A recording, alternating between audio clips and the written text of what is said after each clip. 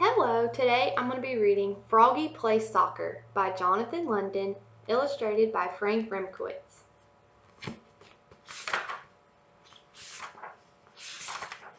Froggy couldn't sleep. He looked out the window. The full moon was rising. It looked like a soccer ball. "Tomorrow's the big game," he said out loud. "If we beat the Wild Things, we win the City Cup."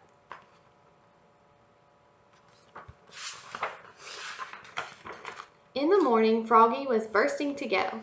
He pulled on his underwear, zap, tugged on his soccer shorts, zeep, snapped on his shin guards, snap, wiggled on his soccer shirt, zlim, pulled on his soccer socks, zoop, and put on his cleats, zup, zup.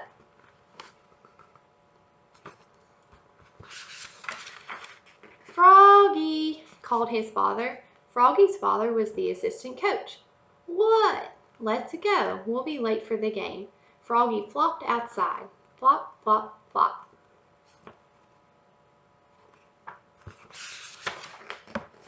"Remember," said Froggy's dad, "only the goalie can catch the ball, and you're not the goalie. Now repeat after me. Head it, boot it, knee it, shoot it, but don't use your hands." And Froggy sang, "Head it, boot it, knee it, shoot it, but don't use your hands," all the way to the soccer field.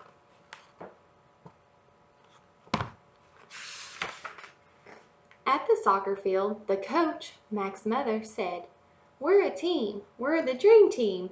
"Hooray!" screamed the Dream Team.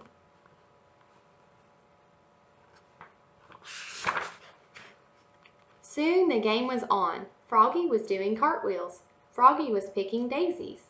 Froggy was picking his nose. The ball bounced off his chest. He gave a mighty kick and missed the ball.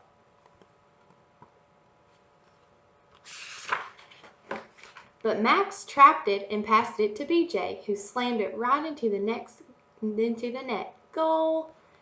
It was 1-0. Dream Team.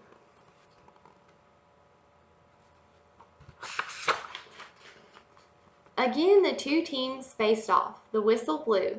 The Dream Team charged down the field toward the Wild Things. Froggy was tying his shoe. Froggy's dad was yelling, "Defense! Defense!" The ball hit Froggy in the head. Bonk! And knocked him down. He was great at defense.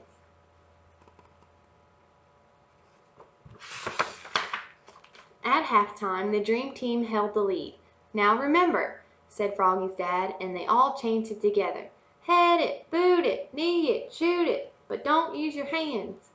The whistle blew, and the second half started. A fly circled by. "Froggy," called the coach.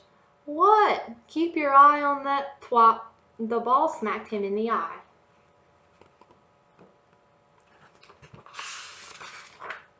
Froggy was mad now. The Wild Things were stampeding, and Matthew, the Dream Team's goalkeeper, was chasing the ball.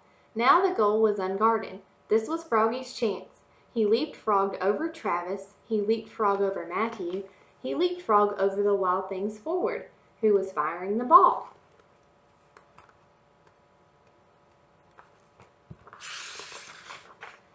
And what a save! Froggy caught it right before the net, but, uh-oh, he used his hands.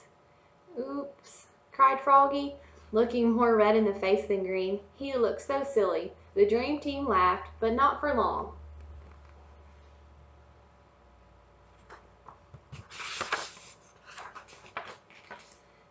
The penalty for using his hands was a free kick at the goal for the Wild Things. The Wild Things star forward kicked and scored.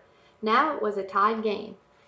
But it wasn't over yet, and when there was 1 minute left, the crowd went crazy. The clock was ticking. The ball was coming right toward Froggy.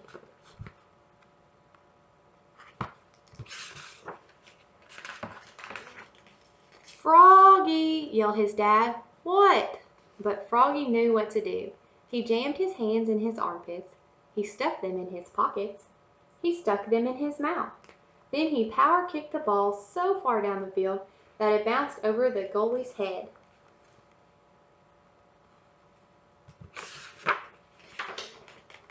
Smack into the goal. Yes! The Dream Team had won the City Cup. They shouted and danced, and Froggy sang, Head it, boot it, knee it, shoot it, but don't use your hands. Except to slap high fives. Slap, slap, slap.